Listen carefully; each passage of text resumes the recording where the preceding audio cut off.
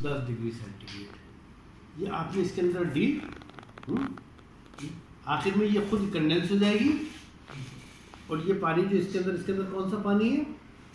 COD का पानी। कौन सा पानी? जिसकी COD आपकी कितनी है? मोर देन 2000, ठीक है ना। और ये वो पानी जो आपका CIP का पानी है ना, जो आपने CIP किया था। सर इसके लिए मैं आपसे थोड़ा सा रोकूंगा आपको। हमने प्लांट ही अपना, आप प्रेजेंटेशन देखेंगे तो हमने प्लांट ही अपना चेंज कर दिया। अब COD CIP नहीं करते। अब हम CIP करते हैं, लेकिन हम अपना जो नाइट्रिक एसिड भी है और कास्टिक भी है, दोनों 100% सेम है हमारे। अच्छा, कैसे?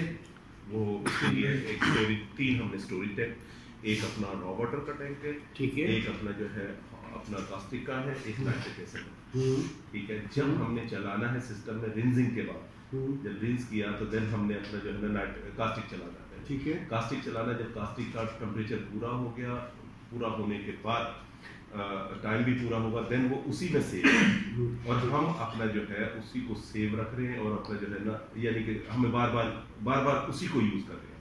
अच्छा, रीयूज कर रहे हैं।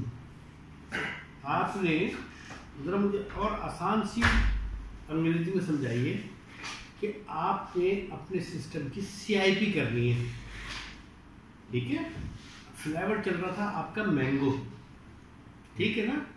आपने कन्वर्ट करना था मैंगो के बाद ऑरेंज पे या मिक्स, आप जो बनाते, ठीक है। आपने किया और सबसे पहले स्टेप में आपने क्या किया? रिंस किया, ठीक है ना, बगैर किसी केमिकल के रिंस किया आपने। आपने जब रिंस किया उसके बाद क्या किया आपने? सोडियम हाइड्रोक्साइड इस्तेमाल किया। जब आपने सोडियम हाइड्रोक्साइड इस्तेमाल किया तो सोडियम हाइड्रोक्साइड इस्तेमाल आपने क्यों किया? इसलिए कि पहले बना रहे थे मैंगो पल्प के अंदर, उसके अंदर क्या चीज था? लाइन आप क्यों साफ करना चाहते थे? इसलिए कि उसके अंदर से मैंगो के पल्प के पार्टिकल प्लस शुगर दोनों साफ हो जाए। ये मकसद है ना CIP का, ठीक है। आपने किया और करने के बाद उसको ले जाके जमा कर दिया, उस कास्टिक को किसी भी स्टोरेज टैंक में जमा कर दिया। ये आपने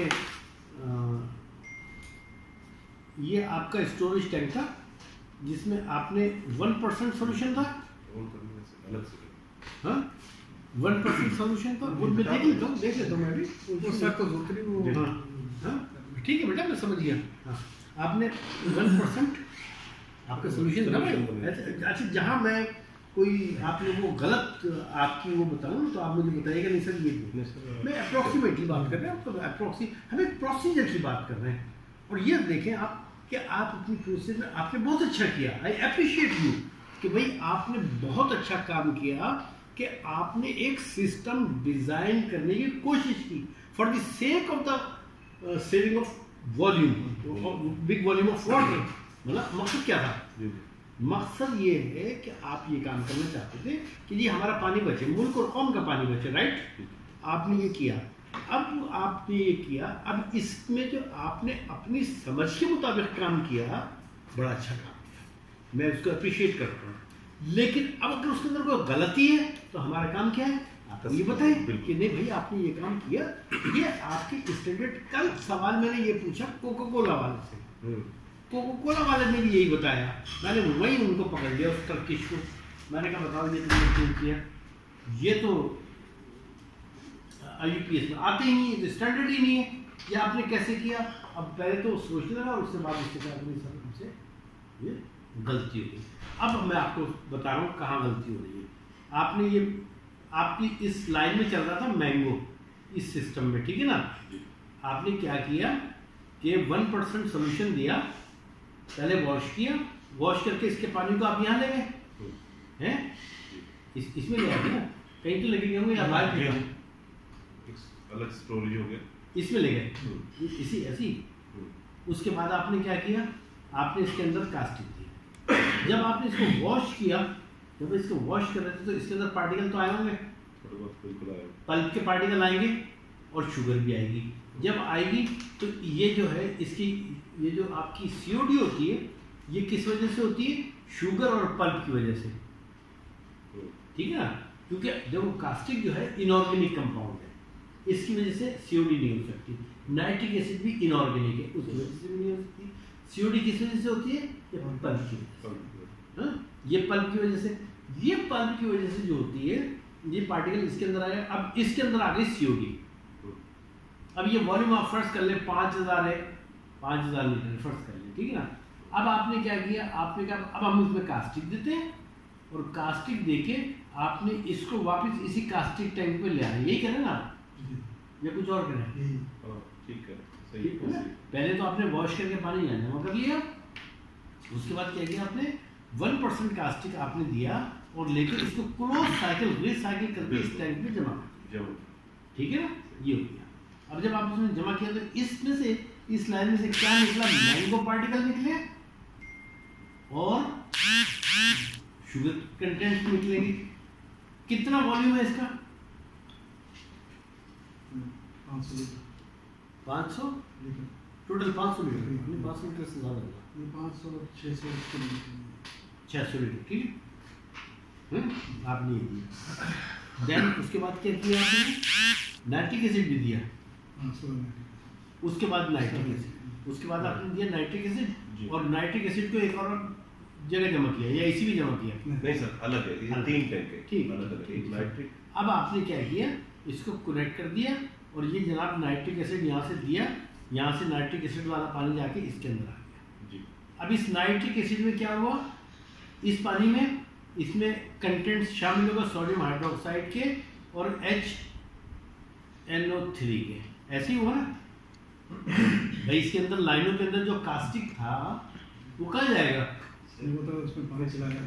रिंस किया ना सर, नहीं रिंस ना भी किया आपने तो ये कास्टिक और नाइट्रिक एसिड तो रिएक्शन करके न्यूट्रलाइज हो जाएंगे ना, हैं? ठीक है ना, ये न्यूट्रलाइज हो जाएंगे ना। अगर आपने रिंस किया और रिंस करके पानी कहाँ फेंका? चलिए आप बताइए। इसी के अंदर आ गया, रिंस करके सोडियम हाइड्रोक्साइड वाला पानी भी इसके अंदर आ गया। पहले इसका वॉल्यूम था फर्स्ट कर ले 5000, अब बढ़कर 5500 हो गया। 500 आप कह रहे 500 मिलते, तो मैं कर लूँ कि ये 5000 प्लस 500 ये हो गया 5500, ठीक है ना, ऐसे ही। अब ये 5500 हो गया। अब मुझे ये बताएं, आपने रिंस किया, नाइट्रिक एसिड दोबारा इसके अंदर आ गया, ठीक है, और आपने एक सर्टेन टाइम हुआ, चाहे 40 मिनट या 20 मिनट, उसके बाद आपने तीसरा काम ये किया कि तीसरी दफा आपने शायद इसके अंदर खाली हॉट वाटर दिया, है ना जी, आपने हॉट वाटर दिया, यानी वही CIP यानी क्लीनिंग प्लेस, वॉशिंग प्लेस, और आखिरी आपने दिया हॉट वाटर, स्टरलाइजिंग प्लेस, इसके अंदर कुछ भी नहीं था, ठीक है ना। लेकिन इन दो के अंदर इसमें नाइट्रिक एसिड है, इसमें सोडियम हाइड्रोक्साइड है, लेकिन सोडियम हाइड्रोक्साइड के साथ मैंगो के पार्टिकल, मैंगो पल्प है, ठीक है ना, क्या है? Mango pulp. अब इसके बाद आपने फ्लेवर लगा दिया ऑरेंज, ठीक है ना। जब आपने इसके बाद क्या लगा दिया? ऑरेंज। जब आपने ऑरेंज लगाया और उसके बाद आपने कहा दिया अब हम एपिल बनाना चाहते हैं, इसी दफा CIP कर रहे हैं, तो जब आप ऑरेंज की क्लीनिंग करेंगे या रिंस करेंगे तो इसके अंदर ऑरेंज का पल्प आ जाएगा, ठीक है ना। और तीसरी दफा अगर आप करेंगे एपिल का तो एपिल का आ जाएगा।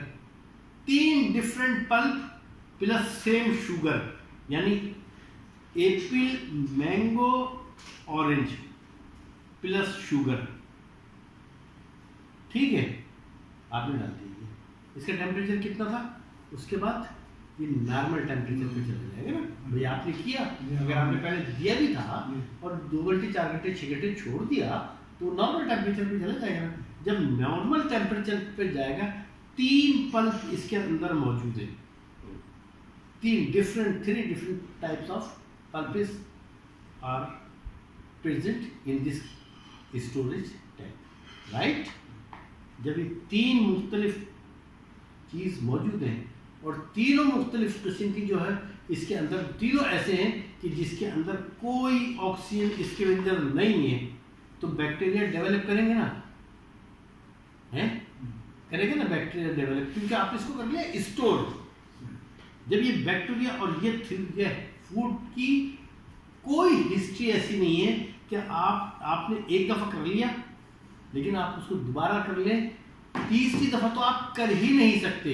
ऐसा ही है कि एक खाने को आपने रखा, खाया, गर्म किया, रख दिया, दूसरी दफा फिर आपने निकाला, फिर गर्म किया, फिर खाया, फिर रख दिया, तीसरी दफा फिर गर्म किया, चौथी दफा आपका भी दिल चाहेगा वो खाने को?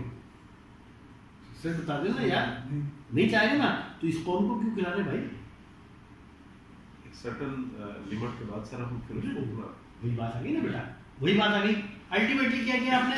पानी को बाहर निकाल के फेंक, इसको भी फेंका, और ये जो जिसके अंदर सीढ़ी इसको भी फेंका। तो इतनी पंचायत की जरूरत क्या थी? ये पानी इस सारे प्रोसेस में जाया हुआ ना। अब इसमें कहाँ जाया हो रहा है? इसमें कहाँ जाया हो रहा है? ये एवोपरेट, ये सिस्टम तो आपका हो गया ना, ये आपको पूरी फूड स्टैंडर्ड नहीं। पहली बात, रीजन मैंने आपको समझा दिया। अब देखिए आप इस पे आ जाइए, ये आपका एक एवोपरेटर बाजार से खरीद सकते हैं, 10-15 लाख रुपए में मिल जाएगा। आपका फायर ट्यूब बॉयलर लगा हुआ है ना, ये लाइक फायर ट्यूब बॉयलर ही है ना। फायर ट्यूब बॉयलर के अंदर ट्यूबों के अंदर फायर होती है, इसके अंदर ट्यूबों के अंदर लाइव स्टीम नहीं, ब्लेड स्टीम है। ठीक है, आपने दे दिया इसमें, ये आपने यूं किया इसको, इसका जो कंडेंसेट था ना, जो आपने ब्लेड स्टीम दी थी, उसका कंडेंसेट आकर इसमें जमा होता है।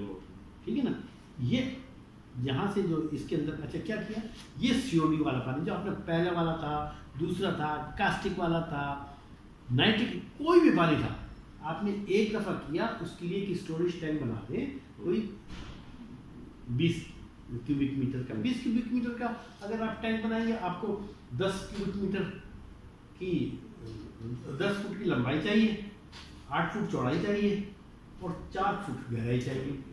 ठीक है ना, तो ये कितना हो गया जी? लगाइए यहाँ के 8 × 10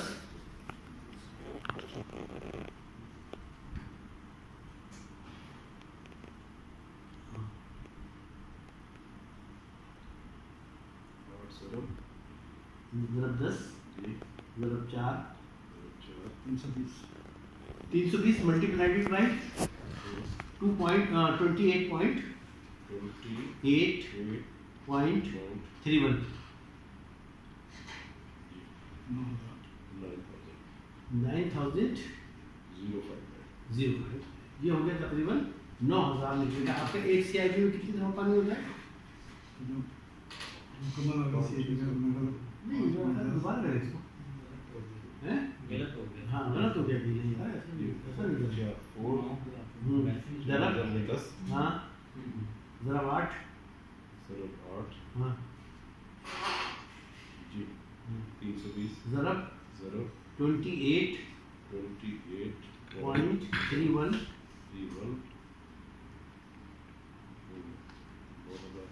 9000